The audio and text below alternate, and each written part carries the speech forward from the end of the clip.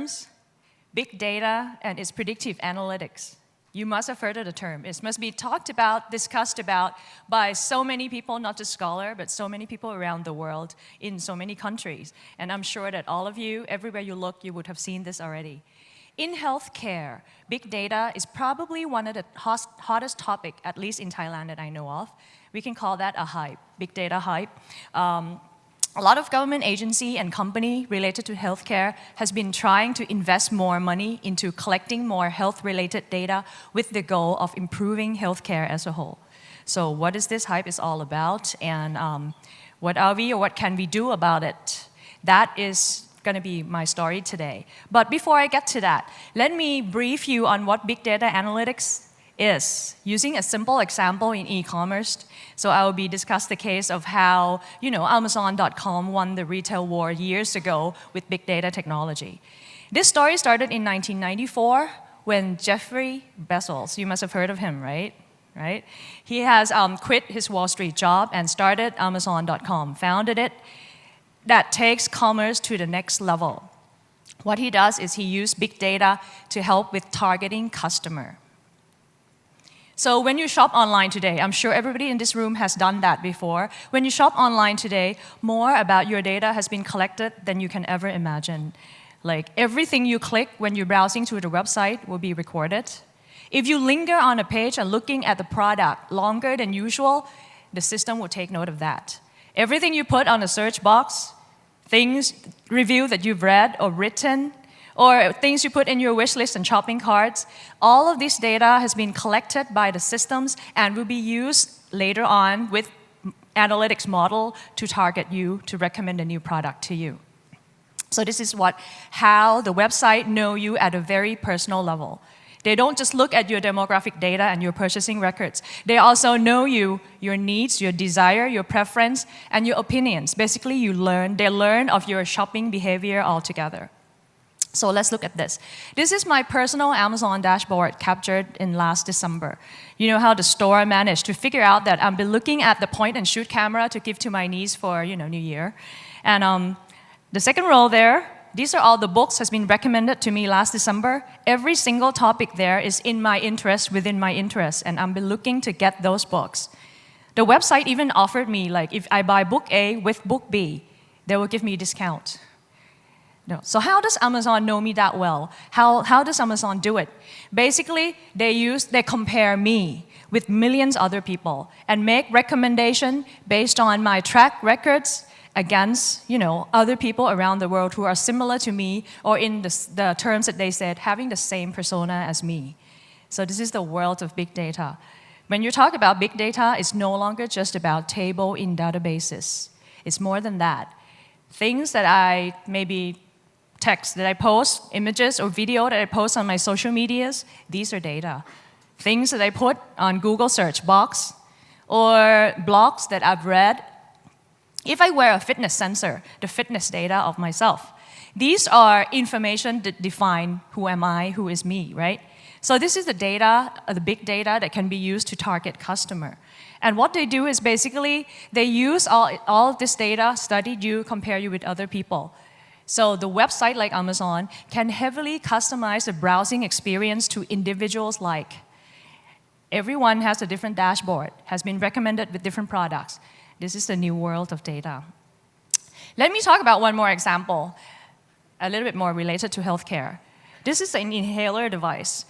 Why did they call it smart inhaler? Because this device has a GPS tracker modules on it. So basically, every location, longitude, latitude can be recorded and put on the cloud. If your kid has asthma and use this device, imagine this. The doctor can know every single time the inhaler is used, like when it is used, where it is used. Why is that useful? With all that information, the doctor can understand what trigger asthma for each individual patient, not general, individual patients, and also can track symptom over time. Doctor can use all of this to customize a treatment delivery plan for each individual patients, right? So that is more than any hospital visit or a lab test can do. This is towards the right living. Data can provide the right care. So a lot of health data provider has been looking into using this kind of data to understand their patients better. So the two examples that I talked about are very similar. The customer 360 in Amazon and the patient 360 is the same concept.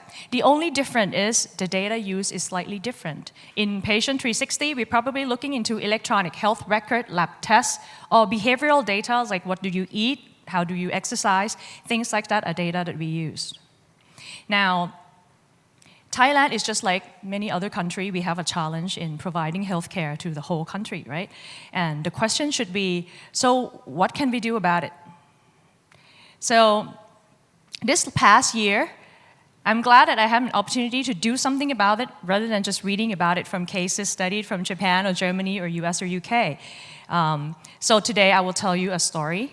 I will share you with a case, a humble example of how Big Data Experience Center data scientists, myself, and my associate, my students, has piloted the technology in healthcare to help making healthcare more inclusive to people outside of Bangkok in our own country. Data scientists of Big Data Experience Center has teamed up with the Knowledge Management Institute and the District Health System Program and trying to design a programs that would allow healthcare to reach rural area where access to hospital is somewhat limited. So as a technologist in this project, I take part in designing technological platform. My aim is not to use the latest, the greatest technology there is in the world, but to pick a technology piece that is practical and can be utilized by the real-life volunteers shown in this picture. Because you and I both know that when you talk about healthcare, it's never going to be just about technology, it's about people. It's about how people can utilize that, right? Now, the KMI Institute Foundation has helped recruiting a couple of hundreds of patients in 3 different districts in Bangkok, in Thailand. These are patients that has hypertension and diabetes to participate in the programs. We use existing data from hospitals like patient records or lab tests, but we want to be able to use it alongside the behavioral data so it can get a little bit more personal. To collect behavioral data, our tech team has talked to the doctor and design and implement a mobile applications. It's a very simple mobile application, really. How can I describe it? It's more like a smart interactive questionnaire so that it can be a guide that the volunteer can take with their mobile phone when they visit the patients. They can ask and interview patient according to these guidelines. We have use this for real, and a lot of volunteers said they liked it because it makes their work faster. They can take record of information faster and more efficient. Because before they had kind of have to write it down on a piece of paper. Now they can use the mobile app to track. Plus, they don't have to record the details. For example, the patient, Kun Pa, could just say something like, I had fried rice from the shop next door for lunch, and then last evening I walked to the market. Things like that, a simple text, simple paragraphs like that, we can extract quantifiable information from it. Like, what is nutrition for a fried rice, right? And how many steps is walking to the market means. And these kind of information can be put for the doctor to see later on. Now, there's always a challenge in collecting data using interview methods or questionnaires because the accuracy of the data is always a problem. I've heard many volunteers say it's pretty hard to know because one question that's often asked is how much salt do you put in your food when you cooked at home, right? When they ask these questions, almost all the time, every patient just say, no, I don't use salt. I mean, I don't know if that's true or not, but one volunteer said she eventually stayed for dinner, taste the food, and make the judgment for herself. So each and every volunteer eventually have to develop tricks and tips and whatever techniques to make sure information collected is somewhat accurate. We cannot go for a full accuracy anyway. So that's what we do.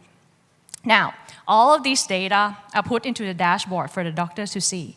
The doctor can then make suggestion, recommendation, personalized to each individual patient. Once the doctor have created the recommendation, there will be like a notification, almost like a Facebook notification to the mobile device carried by a volunteer. So the volunteer can read and relay these messages the next time they visited the house. So this is the whole loop. We have deployed the system, prototype and deployed it in 3 different districts in Thailand, and we have been using it to collect data for the past 6 months. The problem that I found is that the volunteer told me also is that sometimes the recommendation from doctor came too slow. They went to visit the house the next time before they see the new recommendations. And the problem to that is we just don't have enough doctors in the loop. And plus, we don't have enough number of volunteers. So I was thinking, maybe rather than creating, the latest, the greatest technology today, it might be more important that we put emphasis into creating patient-centered offline support systems for volunteers. And technology should be designed to help this, volunteers work easier, faster, and not to replace them. So that's the key. However, now when I think about scalability, because that's what I think about all the time, when you provide a program like this, how do you scale to outside of region that we have? For example, the scale to places where it's so far away from hospital that getting to hospital is not easy, or maybe to metropolitan area when there's no volunteer networks. So technology has to be used. One of the technology piece, this can be a more advanced technology, is this. We already have 6 months worth of data collecting about behaviors of how Thai people live, along with the doctor recommendation. We can use these sets of data to train a machine. And we can create an AI-based software systems that maybe can automatically put out suggestion and recommendation in terms of behavior, like what to eat, what to do, how to exercise, and not to drink, things like that for patients. This is pretty much make the lives of the doctor easier, because instead of having to write all the suggestion, he or she can just proofread it. Another piece of technology is this. When patients live so far away, getting to hospital is too difficult. What's the problem? If you don't keep the lab tests on a regular basis, if you don't have the value of the lab tests on a regular basis, it's hard to track whether what you did last month worked or not, right? But some people getting to hospital on a regular basis is just not possible. So I was thinking, what if the volunteer can bring the lab test to their home, carrying on, the small device like this that can carry in your pocket. We call that Internet of Things, or IoT. There are several sensors to measure blood pressure, blood sugar, heart rate or weight or things like that. These information can be taken at the point of care and can be used for analysis later on. Last, when you lived in a metropolitan area, like myself, to control what to eat and to maintain sustainable diet is pretty challenging, don't you think? If I have a bot that can talk to me using my own personal data to answer my questions about food. For example, the bot should be able to answer the question smart enough so that it used my data, my eating behavior, my blood sugar condition to answer my questions. That would make my life a lot easier. For example, if I can ask the bot, if I can go crazy and drink lots of wine at the after party tonight after the talk to celebrate, the bot might say yes, 1 to 2, 2 to 3 glasses. And if I ask it again tomorrow with the exact same questions, the bot might say, no way, you just did that yesterday, right? So things should be customized and, give answer that makes sense to us. Now, I do believe that healthcare in Thailand will improve very fast with technology. And I do believe that soon it will be a lot more inclusive than now. I mean, a lot of people are taking interest in it. In Thailand, we don't have much now, but we have taken the first steps. And a lot of government agency and company has taken interest and look into investing more in healthcare. So I sincerely hope that my talk today will even inspire more of you to think about it, take your interest, maybe jump in and use healthcare to help to improve healthcare in Thailand in the future. Thank you very much.